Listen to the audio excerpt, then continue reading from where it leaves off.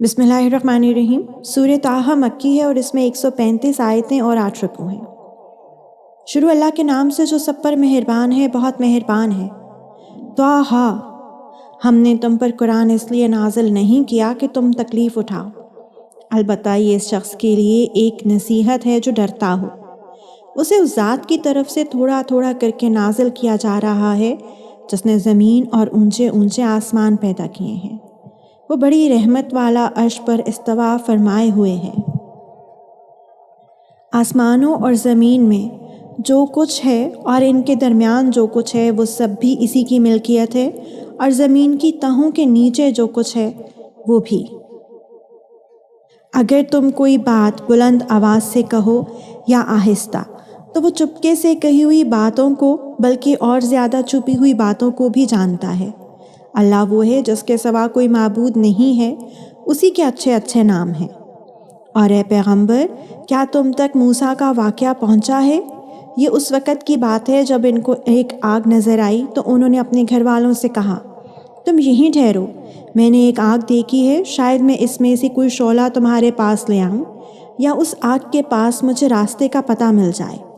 چنانچہ جب وہ آگ کے پاس پہنچے تو انہیں آواز دی گئی کہ اے موسیٰ، یقین سے جان لو کہ میں ہی تمہارا رب ہوں، اب تم اپنے جوتے اتار دو، تم اس وقت طوا کی مقدس وادی میں ہو، اور میں نے تمہیں نبوت کے لیے منتخب کیا ہے، لہٰذا جو بات وحی کے ذریعے کہی جا رہی ہے اسے غور سے سنو۔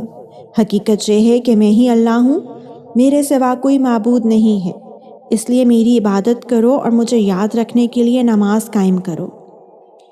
یقین رکھو کہ قیامت کی گھڑی آنے والی ہے، میں اس کے وقت کو خفیہ رکھنا چاہتا ہوں تاکہ ہر شخص کو اس کے کیے کا بدلہ ملے، لہٰذا کوئی ایسا شخص تمہیں اس سے ہرگز غافل نہ کرنے پائے جو اس پر ایمان نہ رکھتا ہو اور اپنی خواہشات کے پیچھے چلتا ہو، ورنہ تم ہلاکت میں پڑ جاؤ گے۔ اور موسیٰ، یہ تمہارے دائیں ہاتھ میں کیا ہے؟ موسیٰ نے کہا، یہ میری لاٹھی ہے، میں اس کا سہارا لیتا ہوں اور اس سے اپنی بکریوں پر درخت سے پتے جھاڑتا ہوں، اور اس سے میری دوسری ضروریات بھی پوری ہوتی ہیں۔ فرمایا، موسیٰ، اسے نیچے پھینک دو۔ چنانچہ انہوں نے اسے پھینک دیا، بس پھر کیا تھا، وہ اچانک ایک دوڑتا ہوا سانپ بن گئی۔ اللہ نے فرمایا، اسے پکڑ لو اور ڈرو نہیں، ہم بھی اس سے اس کی پچھلی حالت پر لوٹا دیں گے، اور اپنے ہاتھ کو اپنی بغل میں دباؤ، وہ کسی بیماری کے بغیر سفید ہو کر نکلے گا، اور تمہاری نبوت کی ایک اور نشانی ہوگی۔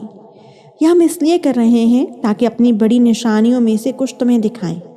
اب فرعون کے پاس جاؤ، وہ سرکشی میں حد سے نکل گیا ہے۔ موسیٰ نے کہا، پروردگار، میری خاطر میرا سینہ کھول دیجئے اور میرے لیے میرا کام آسان بنا دیجئے، اور میری زبان میں جو گرا ہے اسے دور کر دیجئے تاکہ لوگ میری بات سمجھ سکیں، اور میرے لیے میرے خاندان ہی کے ایک فرد کو مددگار مقرر کر دیجئے، یعنی ہارون کو جو میرے بھائی ہیں۔ ان کے ذریعے میری طاقت مضبوط کر دیجئے اور ان کو میرا شریک کار بنا دیجئے تاکہ ہم کثرت سے آپ کی تسبیح کریں اور کثرت سے آپ کا ذکر کریں، بے شک آپ ہمیں اچھی طرح دیکھنے والے ہیں۔ اللہ نے فرمایا، موسیٰ، تم نے جو کچھ مانگا ہے تمہیں دے دیا گیا، اور ہم نے تم پر ایک اور مرتبہ بھی احسان کیا تھا جب ہم نے تمہاری ماں سے وحی کے ذریعے وہ بات کہی تھی جو اب وحی کے ذریعے تمہیں بتائی جا رہی ہے کہ اس بچے کو صندوق میں رکھو، پھر اس صندوق کو دریا میں ڈال دو، پھر دریا کو چھوڑ دو کہ وہ اسے ساحل کے پاس لا کر ڈال دے، جس کے نتیجے میں ایک ایسا شخص اس بچے کو اٹھا لے گا جو میرا بھی دشمن ہوگا اور اس کا بھی دشمن۔ اور میں نے اپنی طرف سے تم پر ایک محبوبیت نازل کر دی تھی، اور یہ سب اس لیے کیا تھا تاکہ تم میری نگرانی میں پرورش پاؤ۔ اس وقت کا تصور کرو جب تمہاری بہن گھر سے چلتی ہے اور فرعون کے کارندوں سے یہ کہتی ہے کہ کیا میں تمہیں اس عورت کا پتہ بتاؤں جو اس بچے کو پالے؟ اس طرح ہم نے تمہیں تمہاری ماں کے پاس لوٹا دیا تاکہ اس کی آنکھ ٹھنڈی رہے اور وہ غمگین نہ ہو، اور تم نے ایک شخص کو مار ڈالا تھا، پھر ہم نے تمہیں اس گھٹن سے نجات دی اور تمہیں کئی آزمائشوں سے گزارا، پھر تم کئی سال مدین والوں میں رہے۔ اس کے بعد اے موسیٰ، تم ایک ایسے وقت پر یہاں آئے ہو جو بہت پہلے سے مقدر تھا۔